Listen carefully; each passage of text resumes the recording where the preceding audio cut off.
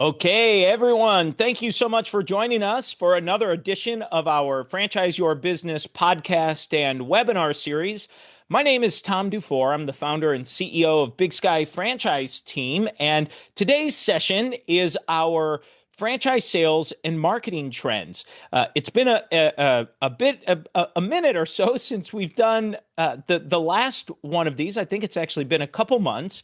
So for some reason in the month of June, we did not. I don't think we had a chance to get this done. However, here we are going over some of the data and information that we'll be sharing and reviewing so that we can make this happen. So while I'm going through this, one thing I did want to share is if you have not already, please subscribe to our podcast, Franchise Your Business, or our YouTube channel at Big Sky Franchise Team. That's Big Sky Franchise Team.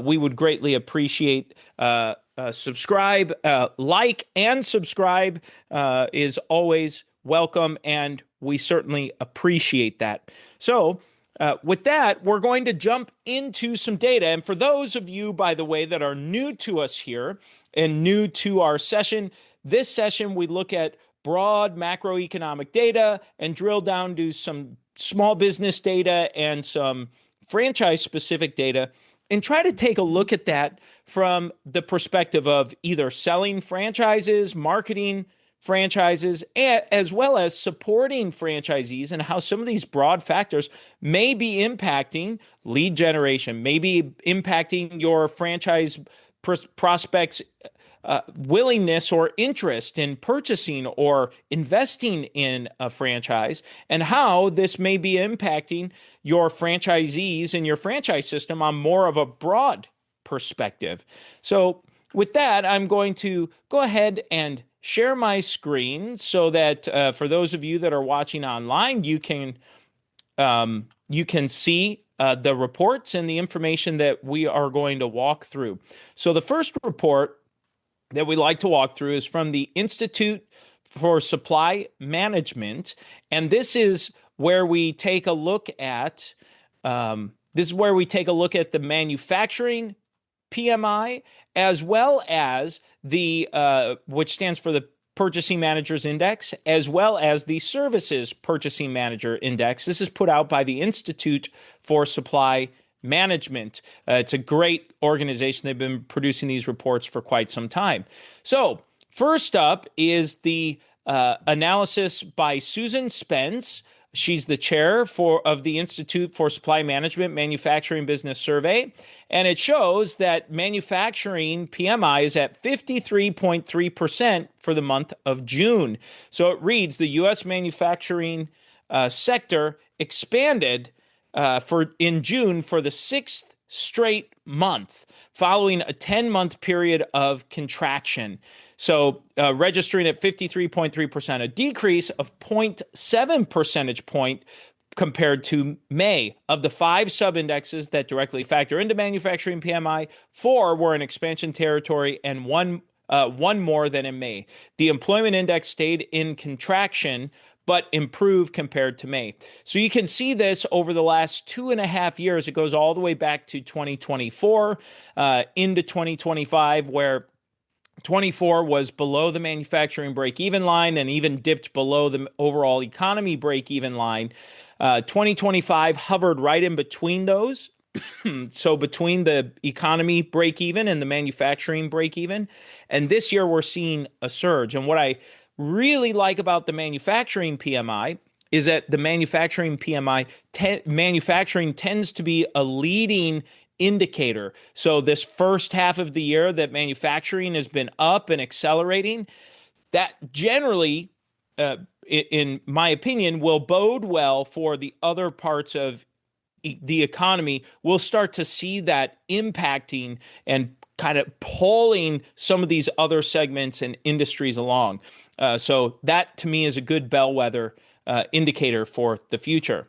Okay, now for the Services Purchasing Managers Index, this analysis was done by Steve Miller, the chair of the Institute for Supply Management Services Business Survey.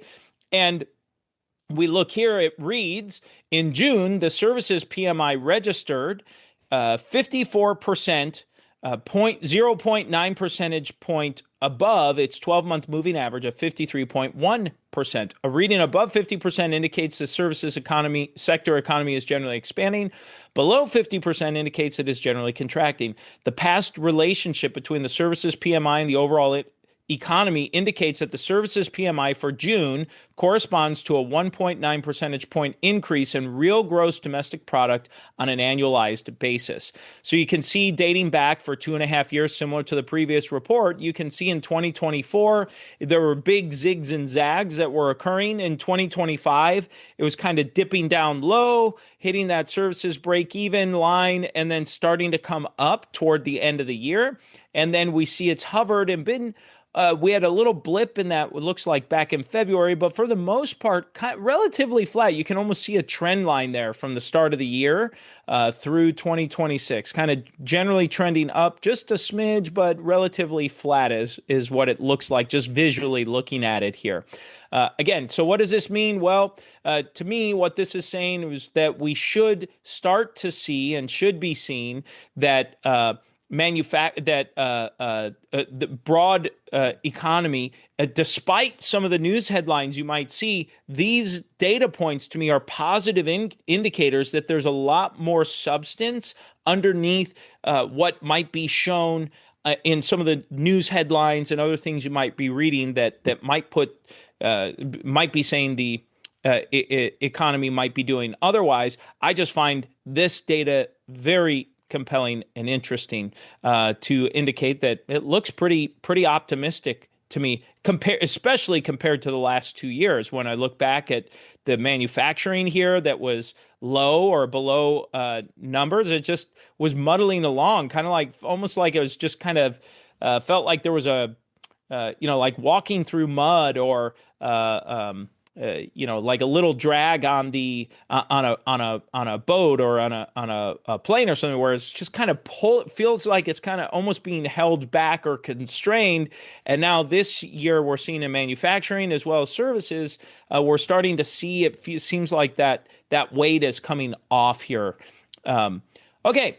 Next, we're going to take a look at the United States unemployment rate. Oh, let me tie this back one quick thing on the services PMI and manufacturing PMI. One thing I just want to tie this back on is for franchise lead generation, franchise sales. So what this likely indicates is you likely, if you're actively marketing, will find that it's been a little bit easier this year to find leads as opposed to the last year or the previous year, is what you are probably experiencing in franchise sales. It's a little bit easier, and the candidates are likely, just based off of this initial data here, likely progressing through the sales process maybe a little bit farther before they fall out, or more people are more seriously engaged in conversations with you. So you're finding my hunch is for franchise development professionals and for franchise marketers, you're probably finding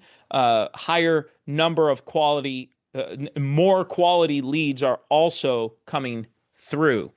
Okay, so that would be my hunch based on the data. I can verify anecdotally just through clients that we work with that we are seeing and hearing that through our clients. But again, that's just anecdotal, but this information to me helps give you that sentiment.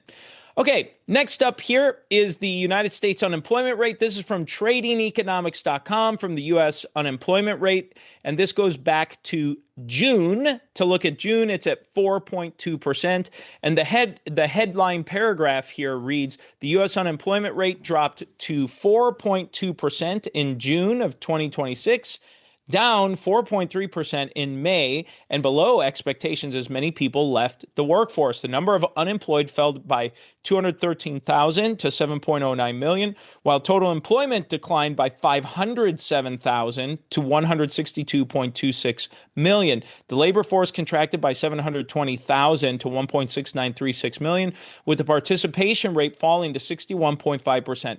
Its lowest since March of 2021. The unemployment rate also dipped to an over a 4-year low of 59%. The broader U6 employment rate, which includes discouraged and underemployed workers, decreased to 7.9% from 8.1%. So what can we take about this? Well, I think the labor participation rate is a much better indicator, just personally, that I like better than the overall unemployment rate. I think the unemployment rate leaves a lot does not consider enough factors, in my opinion. Now, at the same time, it's just a nice barometer to take a look at to kind of give you a sense and a summary, and so it's helpful. But what we've seen here in from the data in June, we saw a lot of people that just stopped looking for jobs or left the workforce. So they're no longer actively participating. And so I think that's interesting and worth noting. What this means is it likely could be more difficult for franchisees to find qualified workers or employees to come help them at their business and to work there. Usually when we see an unemployment rate drop, usually means it gets a little bit more competitive for talent in the marketplace. So anyway, just worth noting there. The second now is the U.S. inflation rate. And so this is from tradingeconomics.com, and it's the U.S. inflation rate. And it reads that the annual inflation rate in the U.S. fell to 3.5% in June of 2026, the first decline in 5 months, compared to 4.2% in May and below forecasts of 3.8%. Energy costs increased 15.7%, which was below the 23.5% in May, as a ceasefire between the U.S. and Iran alleviated inflationary pressures from the energy component. So a lot of this, it looks like gasoline prices rose 26.7%, fuel oil increased 42.9%. Inflation also slowed for shelter and food compared to the previous month. The CPI decreased 0.4%, more than forecasts of a 0.1% drop, and the largest fall since April of 2020. So looks here that these gasoline, oil seem to be a driver for these increase in inflation here in June. But overall, seeing that come down a little bit is great. Now, the one thing to remember is that monthly inflation compounds. So it's 3.5% over where it was in the previous month. So when we look at it, it's looking at the increase. It's let me expand this out. So it's 3.5% in June, and May's 4.2%. So you can see this, and if I'm saying this correctly, so please, if you hear this and I said it wrong, please feel free to correct me or call me out on it. But this is 3.5% over. I don't think it's month over month. It's previous June that it's 3.5% over last June. Let me read this again. Yeah, maybe it is month. Let me see. Compared to 4.2% in May. Okay. So anyway, it's showing, let's see, May, June, previous was 3.8%, which, let's see here. Yeah, 3.8%. Interesting.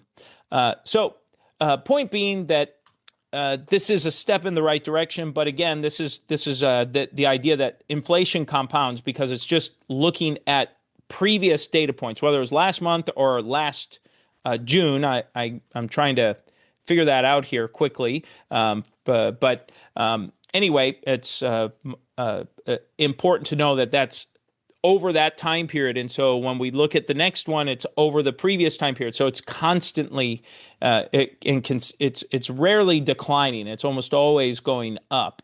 So just some food for thought.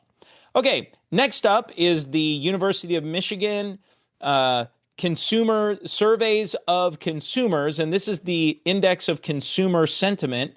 And so I like to take a look at this. I tend to find that this is a bit of a an indicator showing what the sentiment was previously. So it's not necessarily a great indicator of where we are at this exact moment. Seems to be a better indicator of where we were maybe 2 or 3 months ago, is what I tend to see in this, in my interpretation of it.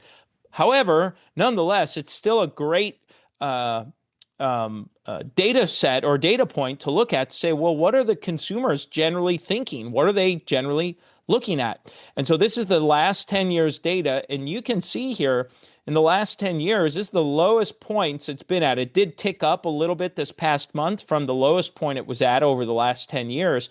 But in general, the trend since basically 2025, you can see it's just kind of, you can see if you were to draw a line from the beginning of 25 to right now, it's kind of a decline and almost all the way back to early part of 2024. So, over about 2 years, and there have been some ups and downs, but in general, the trend is showing a decline and pretty quickly. So we'll see what that continues to look like. So I know I said earlier that you might be getting better leads from the PMI reports, but this could mean that the consumers still may maybe taking cover a little bit and are going to be a little bit harder to convince to spend their money on whatever goods or services they're considering. So recognize that it might still be challenging for your franchisees to generate revenue, or for you to generate leads and generate new franchise sales in the current climate. Okay, next up, I'm taking a look here at this is the Vistage CEO confidence report. And so I like this. They do a quarterly confidence report, and this shows Vistage is a collection. It's a mastermind group of generally high-performing CEOs and leaders around the country and around the world even.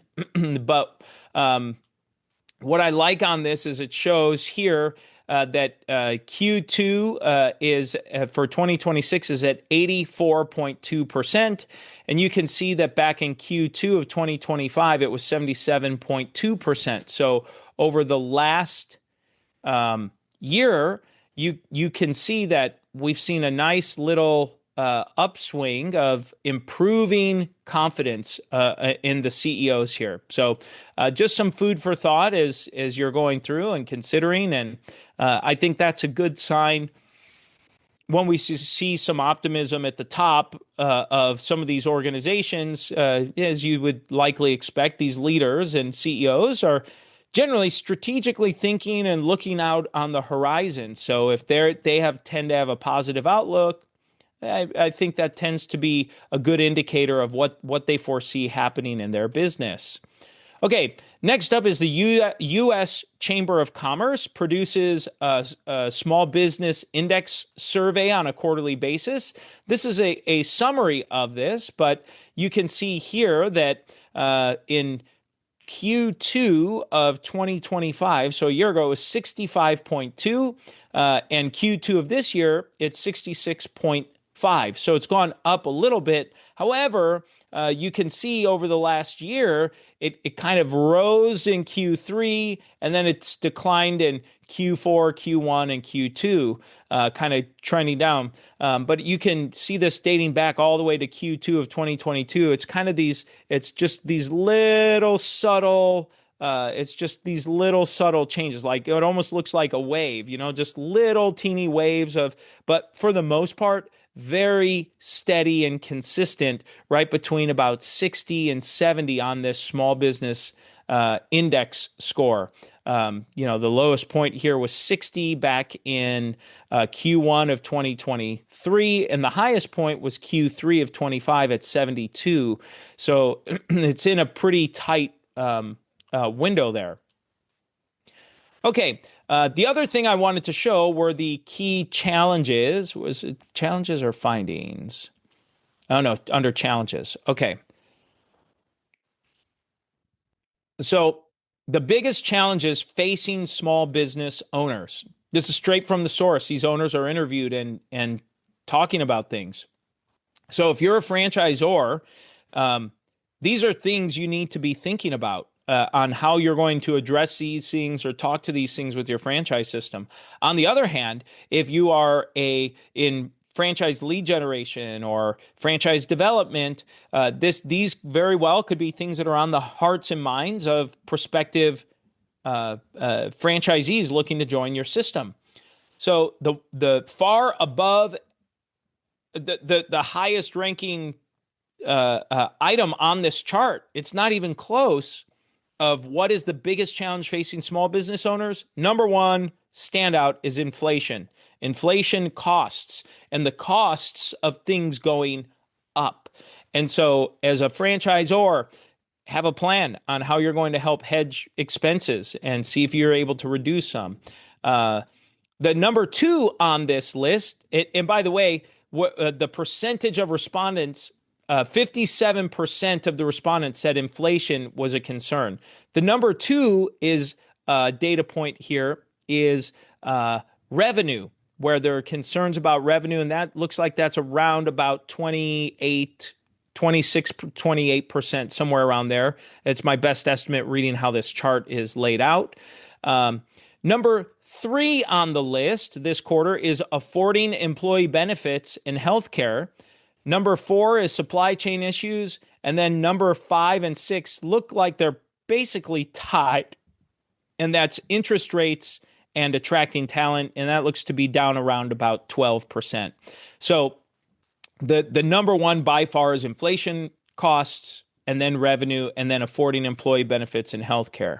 So all of that to say, if you're in franchising, these are things to be aware of, that your franchisees, they're small businesses too. Most of them are. And so you're likely going to be bumping into this along the way. Okay. Speaking of small business, let's take a look at the number of new business formations. So this report's produced by the United States Census Bureau. It was released July 9th, so just over a week ago. And here's the report. And what you can see, we can see a big spike here in June, that there were a total of 531,423 new business applications filed across the United States. It's a 1.1% increase over last month. And high propensity business applications was 149,714.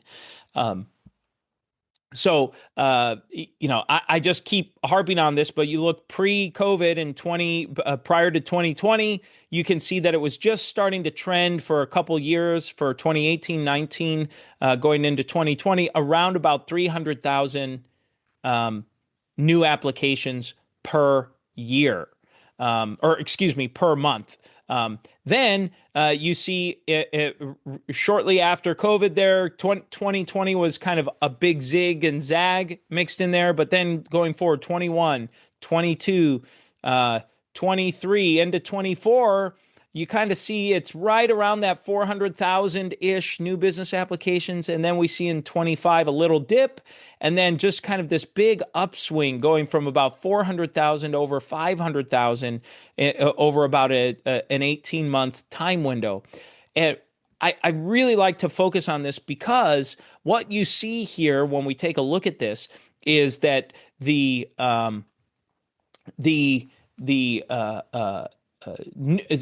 new business startup and new business sentiment is on the hearts and minds of Americans. They're starting businesses. So whether they buy your franchise or not, they're seriously looking at buying a business. Or starting a business. So if you're in franchise development, in franchise lead generation, any lead that comes in, you have to go in with an assumption that they're serious about starting some kind of business. Might not be yours, but they're serious about it. Okay, speaking of startup sentiment, let's take a look at the Franchise Insights by Franchise Ventures. They published this report here on July 8th, 2026, so about 9 days ago. And it This is a report by Michael Alston for Franchise Insights, and it shows the startup sentiment softens again in 2026, in June of 2026. So it shows, it reads in the first paragraph, after stronger startup sentiment in February through April of 2026, June saw the second month of decreasing optimism as less than half, 47.5% of persons exploring franchise ownership agree or strongly agree that now is a good time for startup, down from 52.2% in May and 62.2% in April. So what is this showing? Well, this is just showing what the actual sentiment is of budding entrepreneurs that are saying is now a great time to start the business. And less than half are saying yes. So I think that's worth noting also. So you might see it's a little bit more challenging now. Speaking of starting the business, let's talk about sources of funding. So these are the top 3 sources of franchise funding according to today's prospects. This is by Michael Alston for Franchise Insights, and this was published June 24th of 2026. And it shows the top 3 on this list. The top 3 funding sources are the number 3 by a pretty good size margin here. Number 1 is personal savings, just using their own money. Number 2 is an SBA loan, and number 3 is a bank or other loan providers. So when I look at this, it makes me think that as a franchisor, it's important to have a solution for funding to help your franchisees, to help support that. And doesn't mean you necessarily have to provide the funding. There are lots of great lenders and brokers out there that can help facilitate that. And there are plenty of great ones in franchising. If you'd like referrals over to a few, we're happy to share some with you. Then there was a poll done here to talk about what characteristics are most important to you when starting the business. So this came out July 1st. This is by Michael Alston for Franchise Insights. And so it shows the characteristics that are most important to buyers looking to start a franchise. Higher earnings potential was number 1, followed by flexibility of work schedule, followed by low cost of entry, then ability to work from home. So I found that to be interesting and worth noting. And then our final chart that I always like to show is the top 10 business opportunity categories. And home services is the number 1 in this category. It's at 26%. Number 2 is business services at 23.9%. Number 3 is senior and healthcare at 11.7%. Number 4 is cleaning and maintenance at 9.1%. Let's see. Number 5 is child related at 6.2%. Number 6 is food and restaurant at 5.1%. Number 7 is retail at 4.6%. Number 8 is education at 3.3%. Number 9 is vending at 1.7%. And number 10 is automotive at 1.6%. And so what this means, in my opinion, when I look at these, is that if you tend to be in one of these top 5 categories, generally speaking, it's easier for you to find leads of potential franchise candidates. And at least in the top 10, it's going to be easier. Top 5 is going to be the easiest, is what I think, in looking at that. So that's our session today, folks. I'd love for you to like and subscribe to the podcast. If you haven't done so already, please leave us a review. We always appreciate that. And if you're ready to talk about franchising your business, or you need help with your franchise system, hey, reach out to Big Sky Franchise Team. We offer a free, no obligation consultation, and for you to speak with someone on our team or schedule some time with me to see how we can support your efforts. Thank you so much for being here. I really appreciate it, and have a great weekend.